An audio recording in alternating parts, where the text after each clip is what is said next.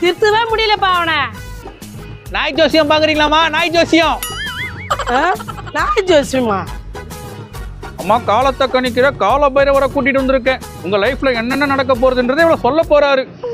கிளி தோசையும் கேள்விப்பட்டிருக்கிற, அது நாய் தோசையா? இப்ப இருக்கிற கிளிலாம் போய் சொல்ல ஆரம்பிச்சிச்சு, அதனால நாயை கூட்டு சுத்த ஆரம்பிச்சிட்டோம். இந்த மூணு எங்கேயோ பாத்துக்கிறோமே. அம்மா தாயி, நான் கொண்டு வந்திருக்க நாய் இதுக்கு ரொம்ப பெரிய வாய், கச்சிதான் 1/2 கிலோ கறி ஏத்துறோம். உள்ள வாங்க சாமி. ஓ மாயி குறி சொல்லுது நாய். பாத்தீங்களாமா, நாயே உங்களுக்கு குறி சொல்றேன்னு வாக்கு கொடுத்துச்சு. என்ன சொல்லுதுன்னு கேட்டு சொல்லு சாமி. சத்த இருங்கம்மா, கேட்டு சொல்றேன். அப்படிங்களா? என்னடி நாய்கிட்ட பேசிட்டு? சரிங்க.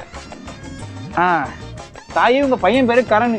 அவனுக்கு சாப்பாடு போறோம்னா கோவம் வரும் தருன்னு. நிறைய வாட்டி உங்ககிட்ட துட்டு வாங்கி இருக்கிறான், அவனுக்கு ஜொரன்னு. எல்லாம் கரெக்டா? அடே ஆமா சாமி, கரெக்டா சொல்லிட்டீங்க. இதுக்கே ஷாக்கான எப்படி? இதை விட பெரிய ஷாக்கு சொல்றேன் கேளுங்க.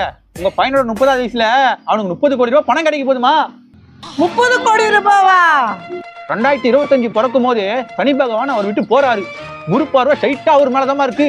திங்கக்கிழமை பக்கத்து வீட்லயும் செவ்வாய்க்கிழமை எதிர் வீட்டு இருக்கிறதால 30 கோடி ரூபாய் கன்ஃபார்ம். இப்ப நாங்க என்ன பண்ண சாமி?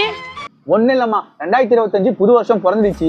உன் பையனை வேலைக்கு அனுப்பாம காலையில மீன் குழம்பு, மத்தியானம் ஆட்டுக்கறி குழம்பு, நைட்டு கோழிக்கறி குழம்பு, இப்படி தினமும் வேலைக்கு செஞ்சு போட்டு அசைச்சிருங்க. அப்படி பண்ண அப்புறம் என்ன, 30வது வயசுல 30 கோடி ரூபாய் உங்களுக்கு தான். ஏம்மா, நான் சொன்ன உண்மையெல்லாம் கேட்டு அதிர்ச்சி ஆயிட்டீங்களா? நான் அதிர்ச்சி ஆகலப்பா, இப்ப நீ ஆவ பாரு அதிர்ச்சி.